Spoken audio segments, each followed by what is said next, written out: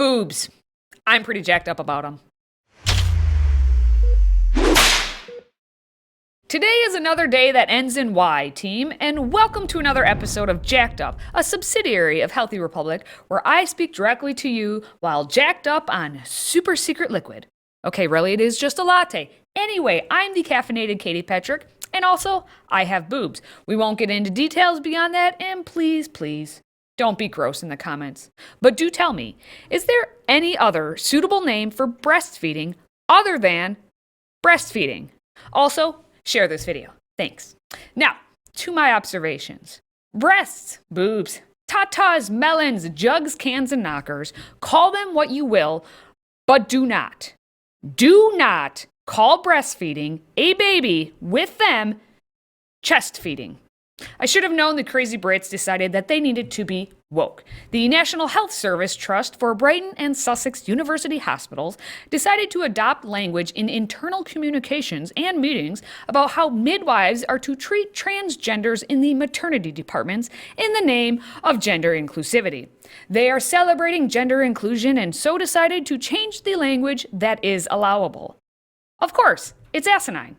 So that means instead of using terms like breastfeeding, you say chest feeding. Instead of breast milk, use human or chest milk. And of course, you could just say milk from the feeding mother or parent. Also, just to note, these services provided are now perinatal instead of the maternity department services.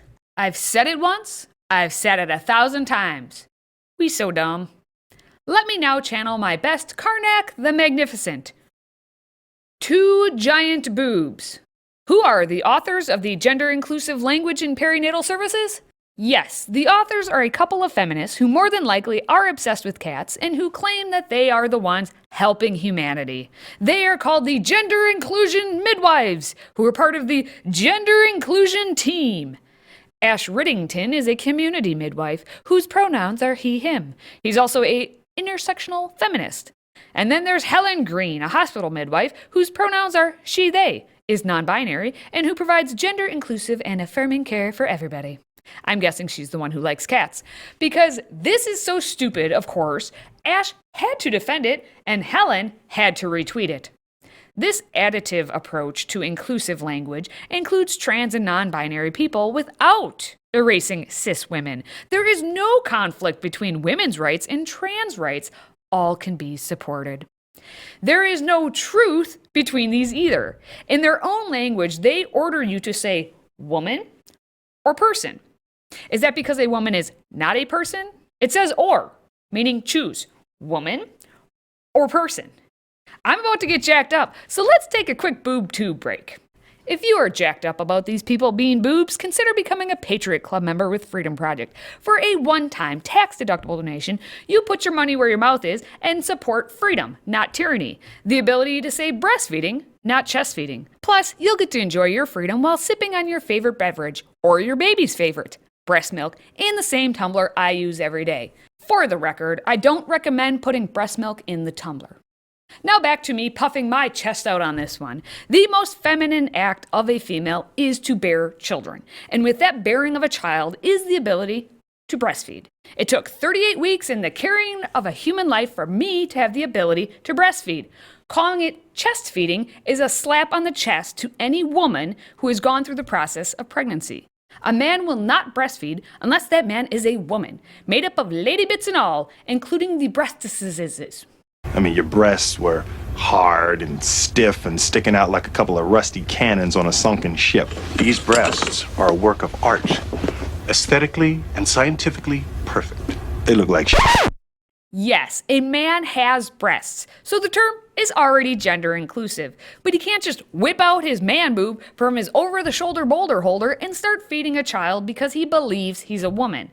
A woman should not be lactating unless she has gone through pregnancy, but if she is, it's not a normal health outcome. It could be a tumor, and it's called science. For all of this coming from Brighton and Sussex, they're not very bright, but they do focus on sex, except when it comes to the science part of sex. Titillating, don't you think? As a woman who has given birth and will again, I'm tired of it all, not just jacked up. Stop taking everything from women. Just stop.